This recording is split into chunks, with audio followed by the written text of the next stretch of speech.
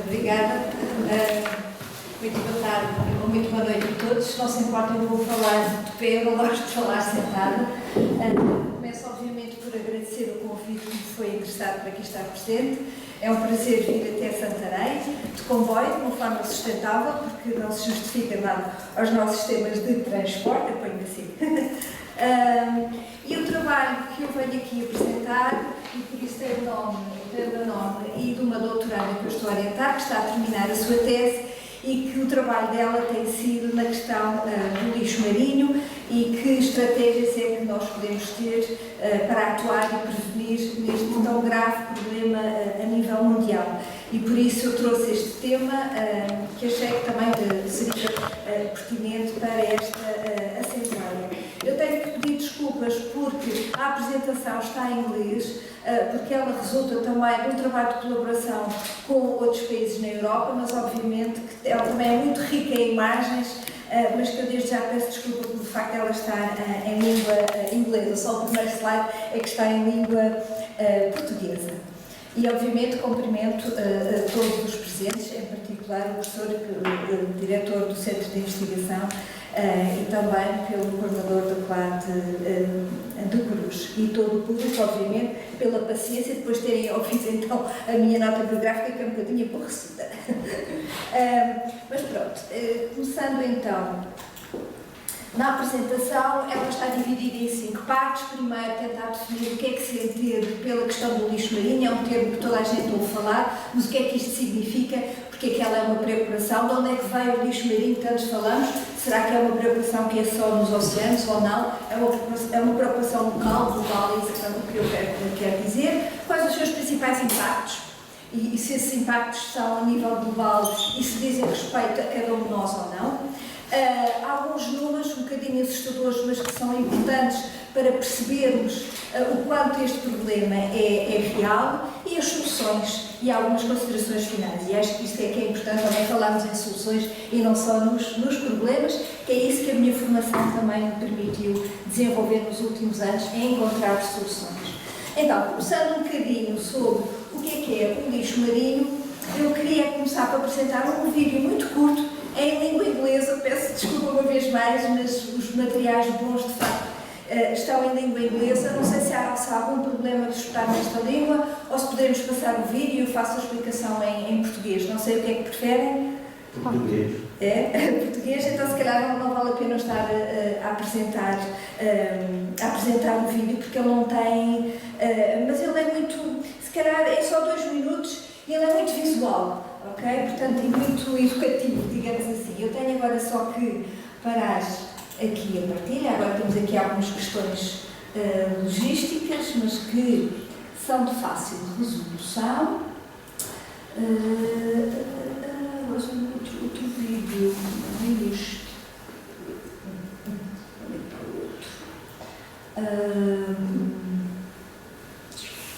Pois é. Só temos outro no final. Não faz mal. Não há problema, depois mostro o outro no final, que até é mais engraçado, e eu continuo aqui com a apresentação. Ok. Muito bem. Então, quando se fala em lixo marinho, há uma designação, e esta designação é uma designação das Nações Unidas, que é um termo internacional para que os diferentes países, estamos a falar em Portugal, na Europa, na África ou em Ásia, conseguimos todos falar da mesma coisa.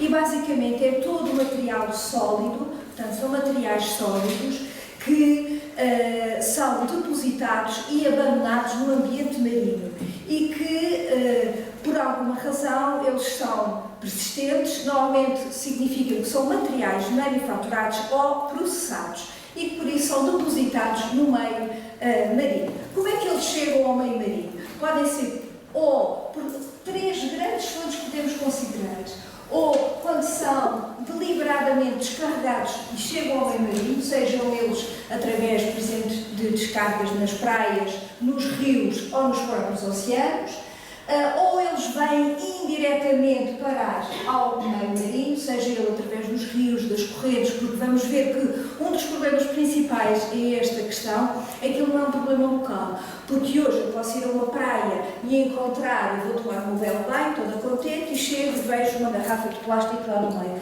Aquela garrafa de plástico pode ter vindo da Ásia, tudo depende das correntes do meio marinho, e por isso é que isso torna, de alguma forma, este problema tão global. Ou pode ser uma simples perda acidental devido a condições climatéricas. Há uma grande chuva, eu vou com o meu guarda-chuva, o guarda-chuva chove, nunca mais o vejo, se calhar vai ter ao mar. Portanto, há várias causas que podem ocasionar a deposição do lixo marinho. Se houver alguma coisa que não esteja clara, por favor, interrompam-me, está bem? Ora bem, o lixo marinho pode ser abordado ou pode ser caracterizado em 3 grandes tipos. Ou é o lixo macro, meso ou micro, e que isto tem a ver basicamente com as medidas. Ele é micro se tem menos de 5 mm, meso se está entre 5 e 25 mm, ou quando é maior de 25 mm. E irei falar um bocadinho de cada um destes. O que é que eu quero dizer quando eu encontro um micro lixo marinho? E normalmente o mais comum é os microplásticos, e que hoje em dia se eu falar muito nestes microplásticos. E porquê? Sabe-se que o plástico, como a sua origem maioritariamente o petróleo, tem utilidades múltiplas. O petróleo, de facto, tem umas características, e se alguém estiver aqui, seja da área da química, sabe que tem características muito importantes, ele tem utilidades enormes, e por isso nós podemos utilizar mesmo o plástico em concentrações ou em tamanhos muito pequenininhos, quando, por exemplo, em caso, se calhar, aqui das senhoras, é muito comum e gostamos de utilizar esfoliantes, que são aqueles cremes que pomos aqui nas pernas e tal, que é para tirar as células mortas. E o que acontece é que muitas vezes esses esfoliantes têm microplásticos, que são umas bolinhas muito pequeninas de plástico, que são ótimas, de facto, para eu tirar aqui as células mortas, mas depois, quando eu lavo a cara, aquele creme vai pela água do esgoto e pode sair pode ir parar ao oceano sob a forma destes microplásticos. E, portanto, é devido a estas grandes utilizações que vamos depois encontrar no meio marinho. E por isso, não sei se já repararam, que em alguns produtos, quando vamos ao supermercado, já há uma preocupação de dizer, atenção, este produto é livre de microplásticos. Em particular, na indústria cosmética já começa a haver essa grande preocupação. E já vamos ver porque é que são tão perigosos estes microplásticos, onde é que os vamos encontrar. Ora bem, que tipo de materiais é que nós podemos encontrar neste lixo marinho? Maioritariamente, o que vamos encontrar são plásticos, e depois vou mostrar só muito brevemente estes resultados que esta doutoranda está a fazer, que está a caracterizar as praias na zona do Funchal, e que verifica que um dos micro ou um dos lixos marinhos que ele fundamentalmente encontra são os plásticos. Mas também podemos encontrar restos de madeira, papel ou cartão, roupa, restos de sapatos, restos mesmo de roupa, produtos médicos, metais, por exemplo, pneus. Muito comum que aparece muitas vezes são as pontas dos cigarros, mas também podemos encontrar vidro, cerâmica, borracha e mesmo resíduos sanitários. Portanto, é muito o tipo diversificado de lixo que nós podemos encontrar no meio marinho.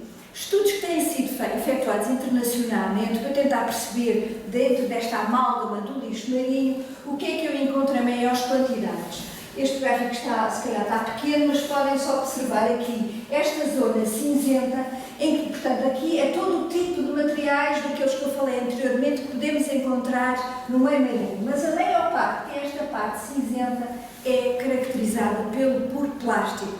E por isso mesmo, muitas vezes se fala neste problema como estamos a viver um oceano de plástico. Eu até trouxe aqui um livro que saiu há muito pouco tempo, que se chama Oceano de Plástico, que é uma forma de transmitir esta preocupação do lixo marinho, mas que dá ênfase ao plástico porque é a principal componente do que encontramos no mar.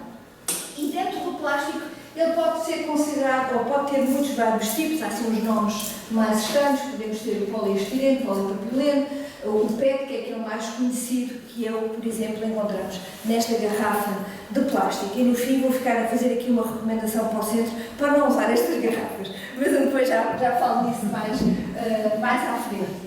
Mas podemos encontrar muitos outros materiais dentro de metal, metais, materiais de cerâmica, etc. Mostra só a diversidade de materiais que podemos encontrar. Agora, este esquema mostra-nos então como é que eu vou encontrar depois no parque do oceano, como é que chegam estes tipos de materiais ao oceano. Isto é importante percebermos para depois então atuarmos a nível da prevenção. E nós podemos ter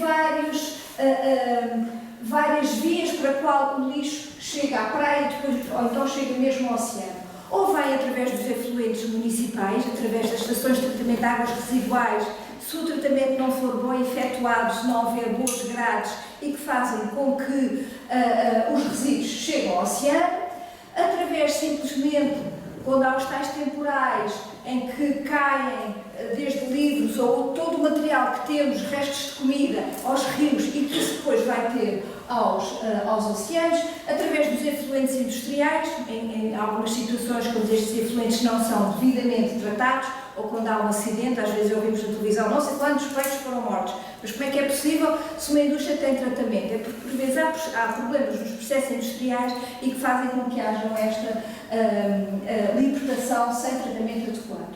Ou através das correntes oceânicas. Como sabemos, todo o oceano tem correntes diversas e o que faz com que uma coisa que seja descarregada no Rio Tejo, consoante as correntes, pode ser encontrada em África ou vice-versa. E, portanto, quais são as fontes que fazem com que este tipo de materiais depois cheguem ao mar? Elas podem ser simplesmente através das nossas casas, dos resíduos das nossas casas, ou dos próprios caixotes que estão na rua, através da agricultura, o descarregar ilegal. Antigamente era uma prática comum, infelizmente hoje já não acontece, que as pessoas tinham tendência a tudo o que já não queriam, punham num terreno abandonado. Hoje, felizmente, isso já não é possível e é punido pela lei.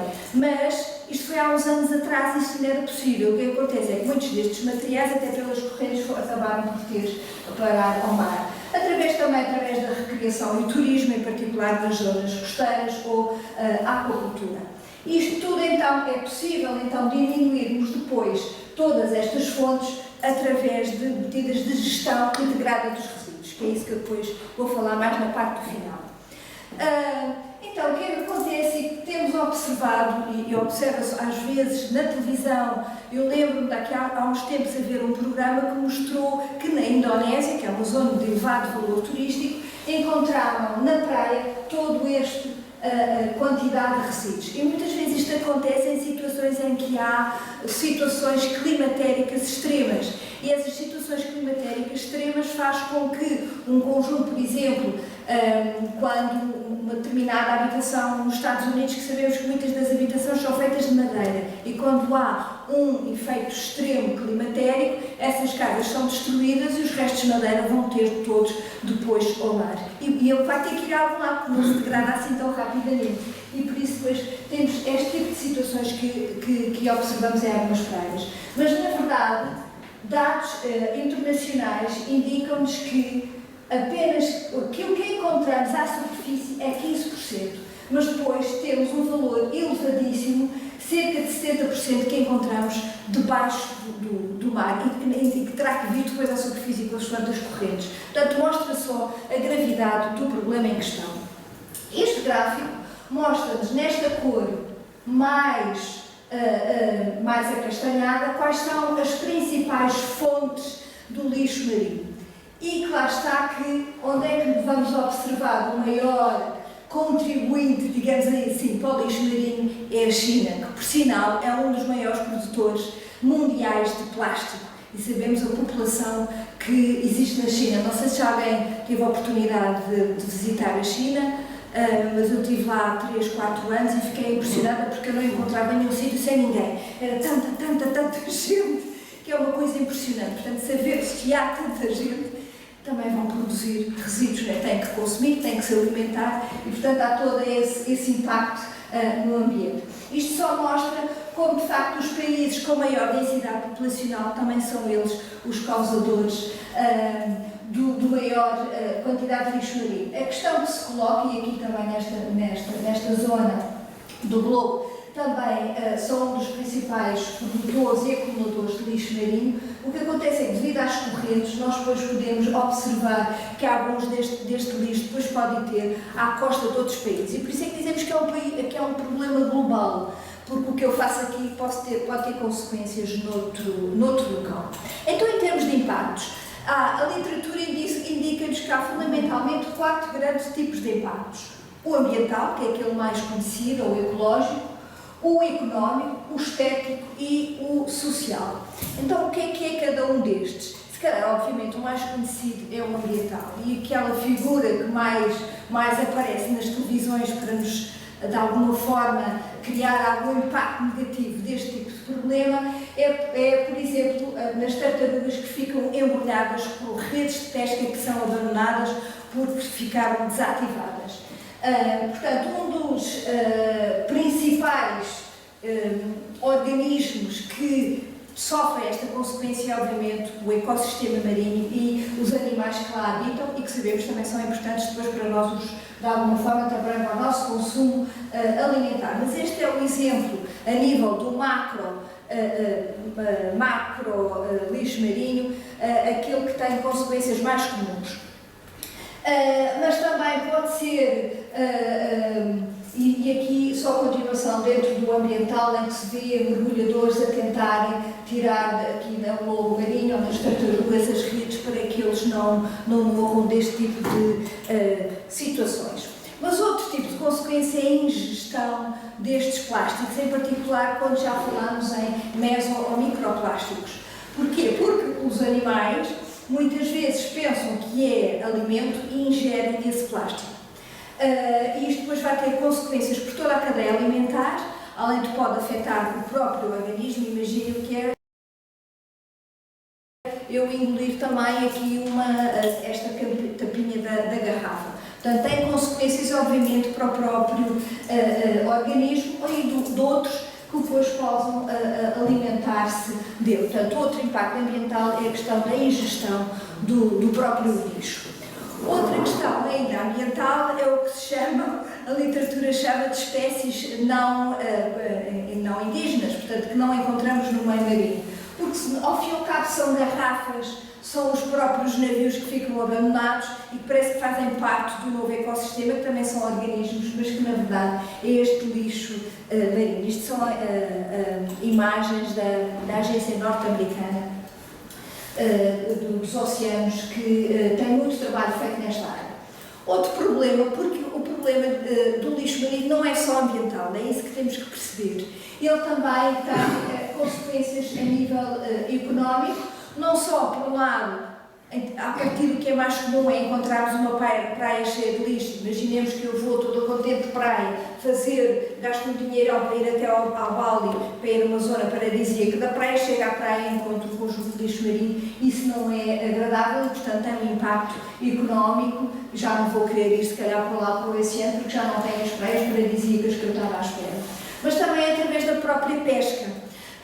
Porque muitas vezes as redes ficam presas ou em restos de navios ou em lixo de maiores dimensões e que isso pode ter consequências na atividade. Outra questão também importante, se eu na praia vou encontrar muito lixo e se essa praia tem valores económicos, então eu também vou ter que gastar dinheiro em limpar essa mesma praia e isso tem custos. E tudo o que tenha custos, obviamente, depois também é importante ter em conta. Depois, os riscos sociais. E os riscos sociais aqui vou dar especialmente ênfase ao problema na saúde humana. E porquê? Porque se eu tenho um peixe que até ingeriu os tais microplásticos que estavam nos produtos de pele que eu falei há pouco, esse microplástico é ingerido por um peixe, imaginemos, sei lá, uma dourada, que é um peixe que é muito comum na dieta alimentar portuguesa. Eu vou ingerir essa dourada, o que significa que eu também vou ingerir esses microplásticos que eu vou lá encontrar. Portanto, há aqui um problema depois de que riscos é que isso pode ocasionar. E sabe-se que já há estudos que se fizeram, e Portugal tem vários centros de investigação a trabalhar nisso, em que se observa que muito deste lixo marinho pode ter consequências na própria saúde dos organismos que lá encontravam, nomeadamente efeitos cancerígenos e toda a alteração do sistema biológico desses mesmos organismos. E aqui trago um exemplo de um artigo científico onde fizeram testes e onde encontraram nas placentas de bebés humanos microplásticos. E isto sim é uma prova de como estes microplásticos que nós encontramos no meio marítimo depois chegam até nós. E aí já é uma questão de saúde pública e que nos começa a preocupar a todos. E por isso é que estas coisas têm que ser vistas de uma forma integrada. E em termos estéticos, porque obviamente gostamos muito de ver uma praia limpa, mas não gostamos tanto de ir para a praia e vermos este espetáculo. Mas este espetáculo existe em muitas zonas do globo, em particular em zonas muito turísticas, mas com economias mais vulneráveis, por exemplo, na Indonésia, mas existem muitos outros exemplos.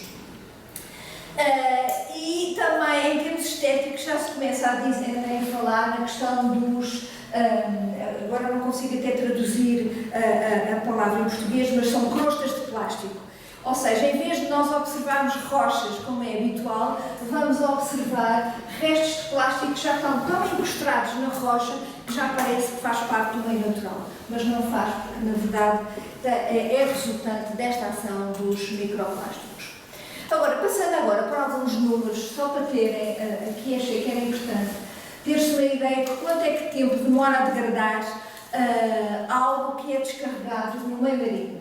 E, por exemplo, não sabe quanto tempo demora uma garrafa de vidro a se degradar quando chega ao mar. Quer dizer que demora tanto tempo que ela não sabe quanto tempo é que demora a degradar. Se calhar por isso é que as garrafas de vidro eram um tempo utilizadas na história como mensageiros, porque elas demoravam muito tempo e não se destruíam, podíamos lá colocar mensagens. Um saco de plástico pode demorar 10 a 20 anos. Por exemplo, agora não me lembro o nome. Papel de alumínio. Papel de alumínio. Um papel de alumínio, exatamente. Ou uma garrafa de uma lata, uma lata de cerveja pode demorar cerca de 200 anos. Uma ponta de cigarro, 1 a 5 anos. Claro, o papel já demora só 6 semanas. Por exemplo, este é o exemplo mais conhecido, que são as fraldas dos bebés, que podem demorar quase 500 anos a serem degradadas. E uma garrafa de plástico, esta garrafa de plástico pode também durar 450 anos. Portanto, isto dá-nos uma ideia da gravidade do problema. Eu descarrego, mas vai demorar muitos anos a degradar. Portanto, é uma solução. Eu não posso estar à espera que o meio tenha capacidade de resiliência e de recuperar ao normal, porque é preciso muitos anos e nós não temos, de facto, não temos este ano. Não quero aqui ser alarmista, eu não sou alarmista, sou otimista e eu não sou ambientalista, eu sou uma pessoa que pretende resolver e dar soluções, mas também tem que se apresentar os problemas.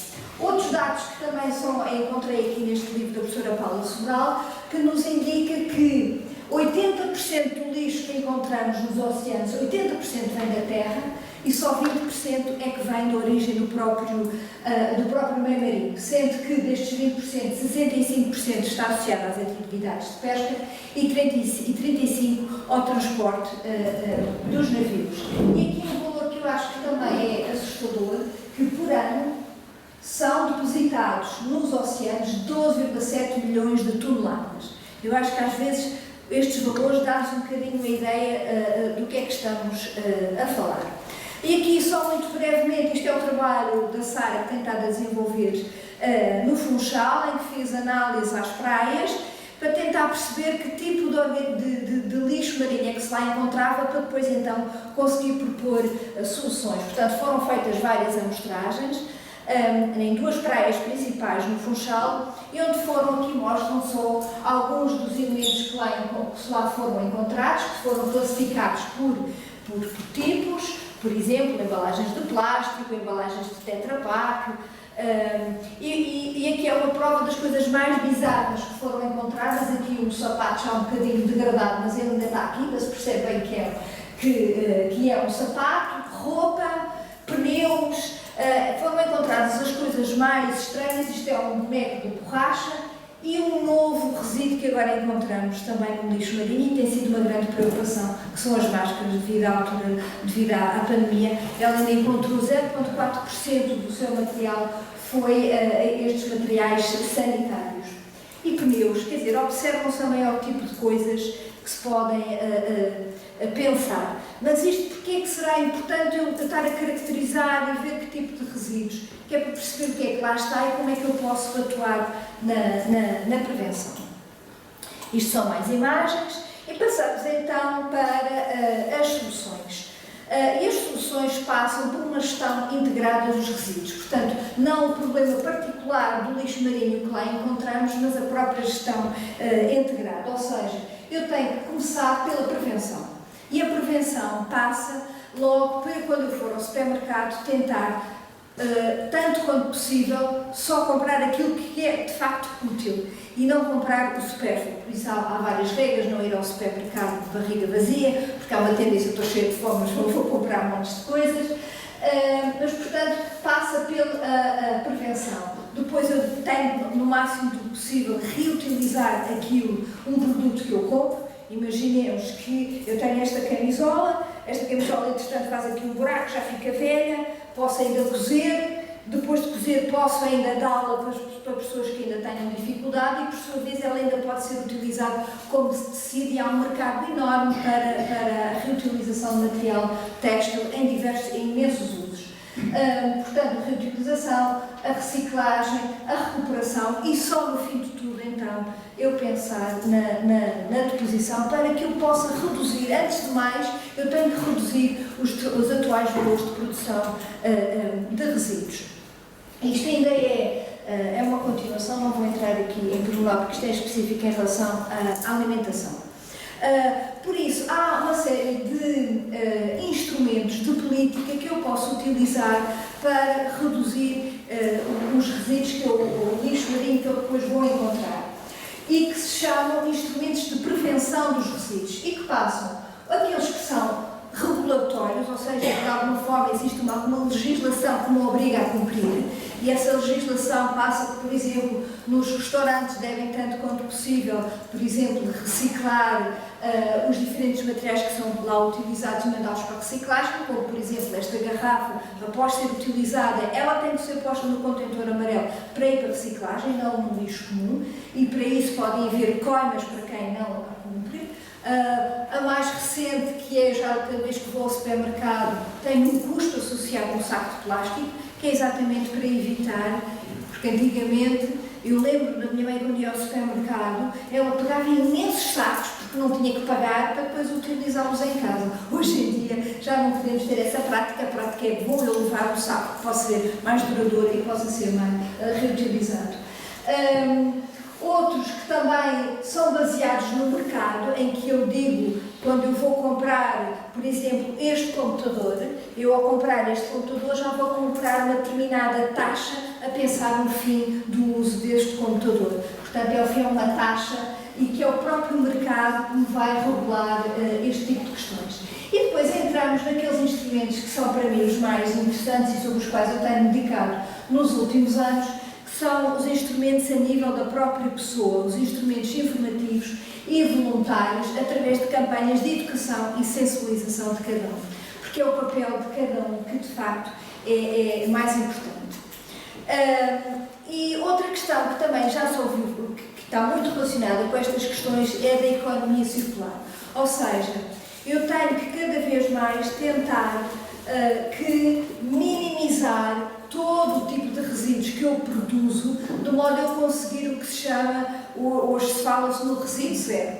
Ou seja, vou pegar outra vez, hoje estou aqui com a garrafa de plástico, mas eu tenho esta garrafa de plástico, ela tem matérias-primas, e que tem tipo de plásticos diferentes, o que está aqui e o que está na tampa são plásticos diferentes, mas são tudo plásticos, têm ainda este papel que tem a dizer que tipo de água é que é. Portanto, quando eu fabrico esta garrafa, eu tenho que ter em conta as matérias-primas, Depois tenho que ter em conta o tempo que ela é utilizada e tenho, na medida do possível, fazer com todo o material que está aqui, claro, a água vou bebê-la, mas depois a embalagem que eu consiga, de alguma forma, reutilizá-la tanto quanto possível para que ela não vá ter ao meio marinho. Ou seja, que eu tente reutilizar depois estas embalagens. E por isso, antigamente já é muito conhecido quando falámos nas questões dos resíduos, a questão dos 3 R's, que eram os mais conhecidos: o reduzir, o reutilizar e reciclar. Hoje na literatura já há 10 R's, vejam só para complicar. Mas na verdade a ideia é um bocadinho eu tentar dar o máximo uso e a maior durabilidade aos produtos. E, por exemplo, passa até por um R que é, os R's obviamente infelizmente vêm da literatura anglo-saxónica, em inglês, que eles chamam rethinking, é repensar. É repensar, quando eu faço um produto, eu se calhar tenho que fazê-lo de modo que ele tenha a maior durabilidade possível. É certo, vão dizer, eu muitas vezes dizem-me que está cada vez mais na moda, a União Europeia, a duração dos produtos, mas eu depois verifico que se muitas vezes o meu telefone, outro tipo de equipamento, avaria nos telefones não tanto, mas noutro tipo de equipamentos eu vou tentar consertar e dizer, olha, que não tem conserto, tem que comprar novo. Portanto, ainda há muito trabalho aqui para ser feito. Há também muito a lógica agora da partilha, como por exemplo, na maior parte das cidades já temos a partilha das bicicletas ou a partilha dos automóveis, portanto, ter menos a sensação de posse, mas de partilha dos bens. Claro que não posso partilhar tudo, em princípio não vou partilhar a roupa, mas já há medidas, tanto quanto possível, de eu fazer esta partilha. E agora, são aqui alguns exemplos de como é que eu, no meu dia-a-dia, cada um de nós, porque eu acho que a mensagem que eu acho que é importante transmitir é que isto não passa só por políticas dos governos. Eu não posso dizer, não, isto é o governo que não faz políticas, eu não posso fazer nada, o que é que eu posso contribuir? Mas não, o papel de cada um é muito importante. E são pequenos gestos que às vezes fazem diferença. E o que é que eu quero dizer? Se calhar é reutilizar sacos, é ter sempre em casa sacos. Quando eu vou ao supermercado eu levo esses sacos para não ter que adquirir novos sacos, evitar o uso único de determinado saco, em particular de plástico, e reduzir tanto quanto possível a embalagem. E então lá vou pegar outra vez aqui na garrafa, em que, por exemplo, nesta sala podemos ter um jarro da água da torneira, porque a água é ótima, e ter uns copos com um vaso grande, e aí já vejam só o que eu posso aqui poupar em termos de embalagem. Portanto, há uma série de medidas que de facto podem ser feitas para reduzir a produção dos resíduos. E já temos em Portugal várias campanhas, nomeadamente no continente. Já começamos a observar, quando eu vou à fruta, que eles têm sacos para eu reutilizar e que eu posso levar nesses sacos, em vez de estar sempre a trazer sacos novos. Ou então eu trago os sacos, mas depois dou-lhes utilizo-os para outros fins, por exemplo, para a separação, para ter os contentores de separação. Tentar comprar embalagens maiores para poupar nas embalagens e depois, no fim, dar utilização. Isto são alguns exemplos de várias campanhas que têm sido feitas a nível dos grandes supermercados, que tentam, por exemplo, nas embalagens de água, utilizar já uma percentagem de plástico reutilizado. Portanto, já há muitas campanhas para serem feitas. Só para terminar, isto é um trabalho que não se consegue ver, mas é o trabalho que esta minha aluna tem estado a trabalhar, e para verificar que é fundamental a fazer campanhas de educação e sensibilização da população para diminuir e mudar os hábitos. Mas eu só posso fazer essas campanhas se de facto eu fazer de uma forma integrada. E por isso é que é importante eu ir primeiro para a praia ver que tipo de lixo é que eu lá encontro. Ela encontrou, por exemplo, imensos restos de cigarros. Isto significa que há um trabalho para ser feito para os utilizadores que vão à praia, que não podem despejar os fumadores, as suas beatas de cigarro. Portanto, ela sabe que há um trabalho que tem que ser feito. Portanto, isto tem que haver, só para a ideia todo este trabalho tem que ser feito de uma forma integrada. Eu depois tenho que avaliar também se as ações que eu faço junto das escolas, se de facto estão a ter efeito ou não, se eu estou a mudar comportamentos. Isto só é possível se eu mudar comportamentos, não é só atitudes, a dizer, agora eu saio daqui e digo, sim senhor, eu vou, nunca mais vou fazer. Mas eu depois tenho que ver se de facto eu chego a casa e faço a separação dos resíduos ou não.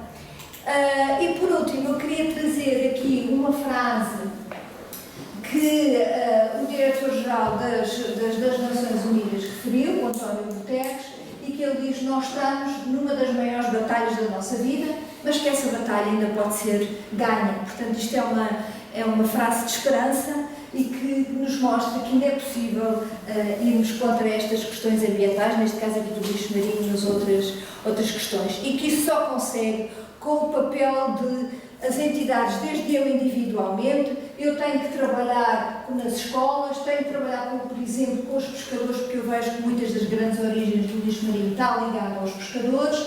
Tenho que falar com os governos locais, os governos locais têm que trabalhar com os nacionais e mesmo com os internacionais. E por último, eu tenho